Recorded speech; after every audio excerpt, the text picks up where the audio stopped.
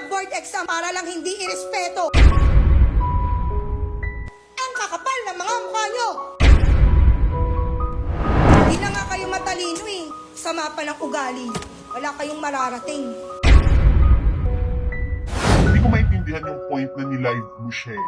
Kasi for me, kung ako, galit ako sa estudyante ko, hindi ko siya ilalive. Tapos sinabi pa niya, ugaling squatter. Tama ba yun? Aware naman tayong lahat doon sa batas na Child Protection Policy. Kasama na rin po dyan yung emotional abuse niya, yung mga below the belt na nabitawan na salita ni teacher, mga students niya. Usap-usapan ngayon at umaani ng samot-saring reaksyon sa mundo ng social media, ang isang recorded live video ng isang guro, kung saan ay tila hindi na nito napigil pa ang kanyang sarili at tuluyan na nga lamang na bumuhos ang emosyon nito sa kanyang mga estudyante. Sa naturang viral video ay maririnig na tahasang nakapagbitaw ang naturang guro ng mga masasakit na salita sa harapan ng kanyang mga estudyante.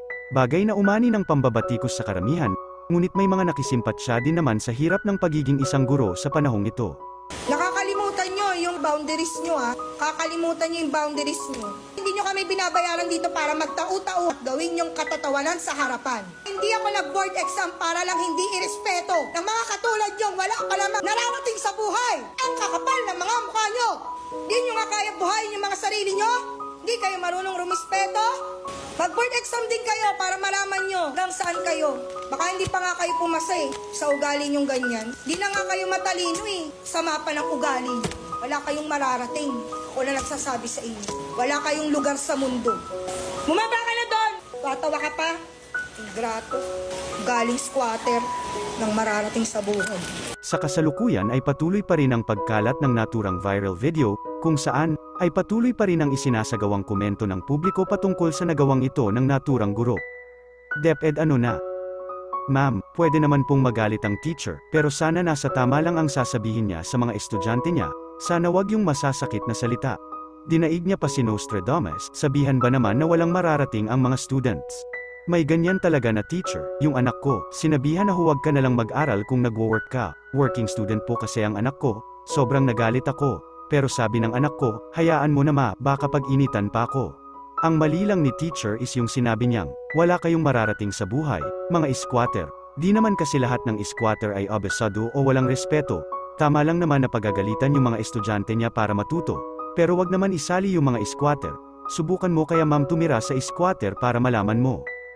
Samantala, marami din naman sa mga netizens ang pumanig sa naturang guro, dahil tila ramdam din ng karamihan ang hirap ng ating bawat guro sa pagtuturo ng mga kabataan ngayon. You can't understand the teacher until you become one.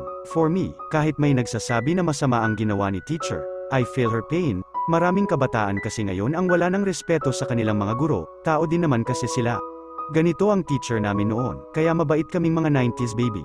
Di po kasi natin alam yung dahilan kung bakit nagalit si teacher, baka may nagawa po yung mga students niya, kaya po siguro nagalit siya. Yung iba naman kasing mga students ngayon, grabe na mga ugali. Okay lang magalit, kasi may mga students talaga na bastos, at mahirap kausap, pero siguro, dinaan na lang niya sana sa tamang paraan, guidance, or patawag na lang ang parents, kasi sa panahon ngayon, kahit tama ka ma'am, huhusgahan ka pa rin. Hindi ibig sabihin na guro ka ay wala ka ng karapatang magalit, maari mang tama ang dahilan ng galit ng naturang guro, dahil mapapansin din sa naturang viral video nito, na kahit pa nagpakita na ng emosyon ang guro sa kanyang live video ay maririnig pa rin na tinatawanan lamang din ito ng kanyang estudyante. Bagay na talaga namang masakit sa isang guro, na habang mahimbing na sa pagkakatulog ang karamihan, ay lingid sa ating mga kaalaman, na marami sa ating mga guro ang patuloy pang pinaghihirapan sa gabi, kung ano ang kanilang magiging aralin para sa kanilang estudyante kinabukasan. Ngunit sa kabila nito, pagdating sa silid-aralan ay basta na lamang itong hindi rerespetuhin ng kanyang mga estudyante, bagay na talaga namang nakadidismaya.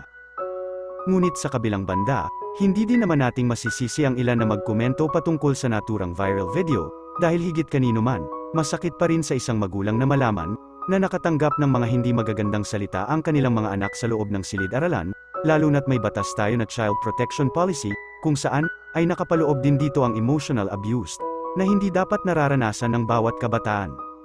Ikaw, ano ang iyong palagay? Mali nga bang husgahan agad ang nagawang ito ng naturang guro sa kanyang live video? Masusukat na nga ba natin ang personalidad ng isang tao o ng isang guro sa isang viral video lamang? Ikaw na ang humusga. Ang kakapal ng mga mukha nyo. ugaling squatter.